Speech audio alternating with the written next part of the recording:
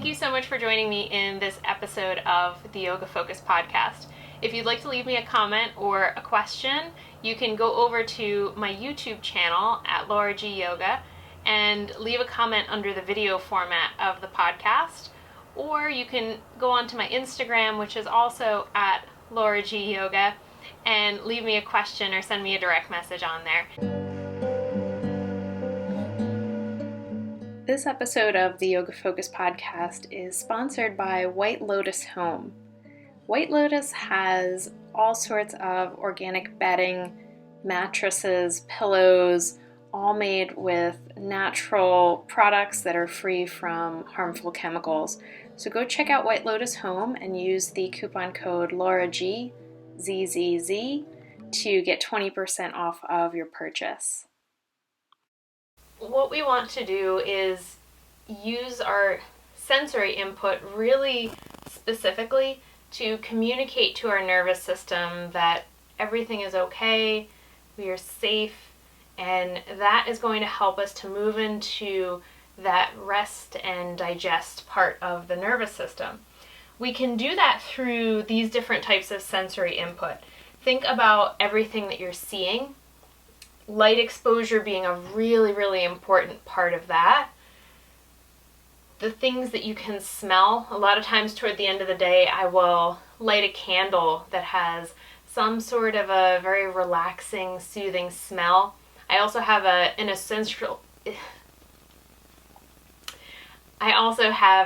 essential oil sprayer that I use around my bed right before I go to sleep. So my body gets conditioned to know that that smell means that it is time to go to sleep. Taste. Depending on how you feel about drinking something a little bit closer to bed, you can use different types of tea, chamomile tea. I really like to do hot water with lemon, some kind of an herbal tea. They even have sleepy time teas that have different herbs in them that will help you with that process of going to sleep. But having that taste is part of your sleep ritual and your wind down practice, so that it's another way of just telling your body, like, okay, we're going towards sleep. Start to create those internal physiological changes that are going to help you to get deep restorative sleep. Sound is a really big one. So think about the difference between your body listening to an action movie where there's like really loud sounds and things are high and low and very jarring, versus putting on the sound of the ocean with maybe some birds in the background. Those two sounds are going to have a very different effect on your nervous system. I love using sound as a self-regulation technique. I have different playlists on my computer. I use Spotify.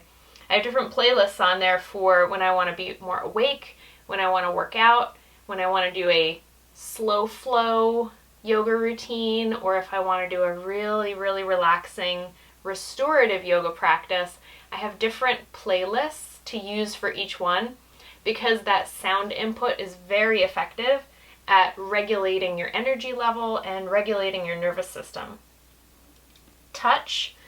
I like to wear really soft, fuzzy pajamas. I love everything fuzzy. Blankets, this vest. I love things that are really soft and fuzzy because it makes me feel comfortable and secure.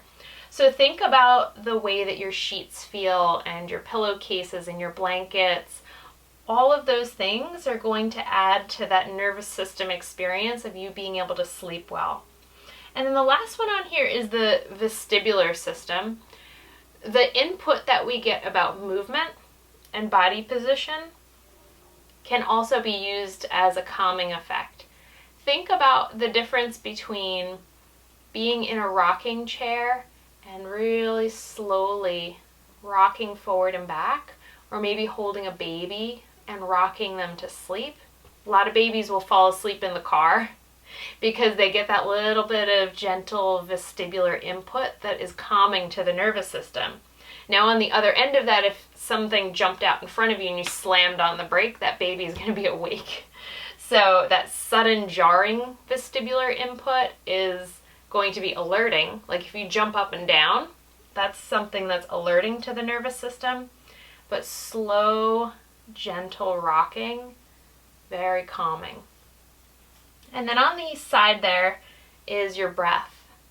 Through yoga, we learn a lot of different techniques about regulating our breathing and how our breath is one of the strongest techniques that we have, one of the strongest things that's tied to our nervous system function.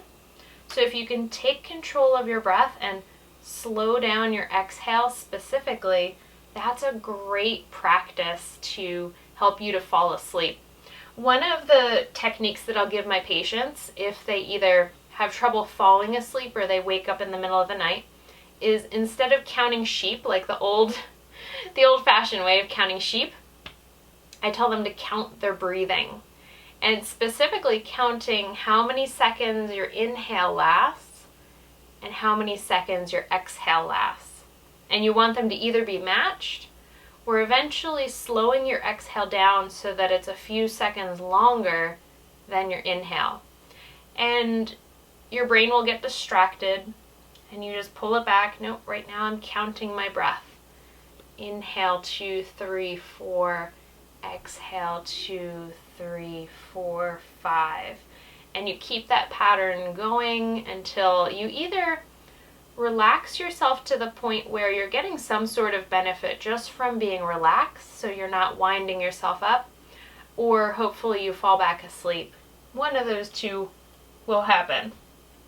But that breathing is very effective. And again, the breathing and the meditation are things that you want to practice when you feel good, when you're happy, so that you can apply it in those situations when you really need it, and then your skill set's going to be stronger.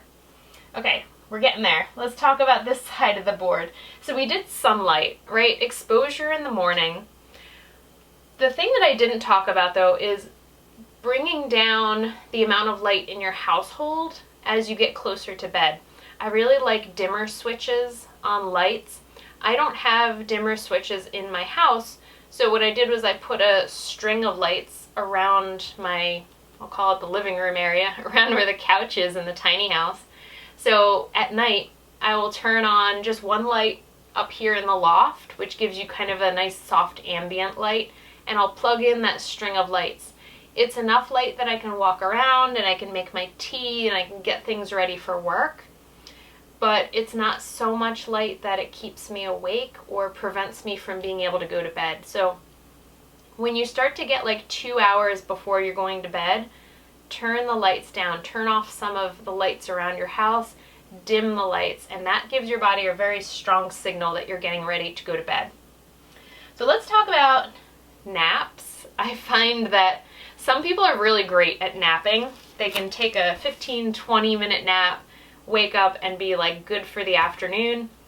I'm not one of those people. I can't nap. Napping is not good for me. If I nap, I get like groggy and cranky. So the thing with a nap that I always tell people is if you are taking a nap and you wake up and you feel good afterwards, and then you're able to go to bed at a normal time, you're good. That was a good use of a nap. If you take a nap in the afternoon and you're up until 2 in the morning, that wasn't a good use of a nap. You overslept and you need to reset your sleep cycle, which means getting yourself up at a normal time. Don't sleep late that next day. Get back onto your routine and then see if you can go to sleep at a normal time. This area right here, naps and exercise, I like to kind of talk about together because a lot of times we will get that afternoon fatigue. It's a normal low part as humans in the afternoon. After you've eaten lunch, there's a normal kind of resting period. But a lot of times the resting period, the feeling of fatigue in the afternoon can sometimes come from lack of stimulation, lack of movement, not enough exercise. So what I'll tell my patients is you need to really figure out if you're in need of a nap or if you're actually in need of exercise. Your body might be telling you that it feels really lethargic and tired because it hasn't had enough stimulation and enough movement, not necessarily that you need a nap or you need a coffee. So the idea is that when you feel that fatigue coming on, you have some movements that you do to wake yourself up. You get up, go for a walk. Outside is even better, natural sunlight. I like to do some Kundalini yoga movements where it's like these big sweeping movements with my arms up and down, or I might jump up and down a few times. If I have to be sitting, I will grab a big exercise ball and I will sit on the exercise ball and kind of bounce up and down, because that's an alerting vestibular input. If I have to do paperwork and I have to be at my computer, I'll sit on the ball and give myself that little bit of input. So exercise, a lot of times, is another thing that I will talk about with people who have trouble falling asleep or don't sleep through the night. I'll ask them, what is your activity level during the day? Do you get 30 to 45 minutes of cardiovascular exercise a day? Are you breaking a sweat every day? Because if you're not, a lot of times you're just not burning off your normal energy so that you need to sleep. You have all of that pent up energy, and then you try to go to bed and your body's like, no, I still have energy. I don't want to sleep. So a lot of times it's that you have to be more active and you have to make specific time to work off that energy during the day so that you will sleep better. So exercise is a huge component in making sure you sleep enough. Okay, let's talk about substances. Caffeine is something only for the morning. You really need to cut out caffeine after lunch, because having that afternoon coffee when you hit that dip, even though the half-life of coffee is like caffeine I should say, is 4 to 6 hours, it will start to decrease its effectiveness, but there's still some in your system. So if you are somebody who has trouble falling asleep, that might be an issue. Try to stay away from caffeine in the afternoon. Use exercise instead. Even just jumping up and down for like 2 minutes, you'd be surprised. It's better than a cup of coffee. Alcohol. A lot of people feel like a glass of wine in the evening helps them to wind down. I have a whole explanation in my book about the difference between techniques that we use to actively relax, to like train the nervous system to downregulate, and passive techniques that force our nervous system to downregulate. Wine and alcohol fall into that passive category.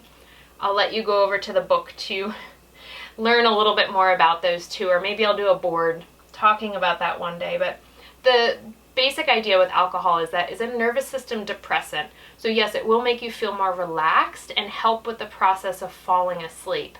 But revisit that idea that not all sleep is created equal. So even though you're asleep, you're not going into a deep REM sleep, which is what actually makes you feel good when you wake up the next morning. So you might be sleeping a full 8 hours, but you'll wake up the next day and not feel good and be like, well, why? I had that glass of wine and I slept great. Why don't I feel good? Because you weren't actually getting the restorative component of sleep that you really needed. So then down here, there's supplements. And this is the last thing that I want to talk about. I really advocate for creating lifestyle changes and figuring out the root of the problem. Don't try to mask it. Try to figure out, what can I change in my lifestyle and my habits that will actually make me get better sleep, because that's going to be a lot more effective than jumping right into medication. I'm not even going to talk about medication, but supplements specifically. So some of the ones that you'll hear about are like valerian. You can get a valerian tea. CBD oil. I'm a fan of CBD oil. It's been really helpful for me for some other things that we can talk about at another point. But and then melatonin is the other one that you hear about a lot. Some people don't love melatonin because it makes them still feel groggy the next day. And the take-home point that I really want you to focus on is, if you have to rely on a supplement or a medication on a very regular basis, something needs to change in your lifestyle or your habits. Now, if you're a shift worker, that's a very unique situation. I have lived with a shift worker for 6 years, and I know the struggle. I know the struggle for him, but I know the struggle for me too, as somebody living with a shift worker. It threw off my sleep schedule. So in terms of being a shift worker, these things become even more important. You still need to keep that routine and everything. Things just sort of flip in the opposite direction. And in those situations, the supplements and melatonin and things like that can be really helpful tools to get you through your work schedule, or to maybe reset you when you switch work schedules, which is very hard for the body. But just understand, if you have a normal routine, a normal daily schedule, supplements are a once in a while thing or a last resort thing if everything else didn't work. Okay, so the very end there, we already talked about the sleep journal. What if I wake up in the middle of the night and I can't fall back asleep?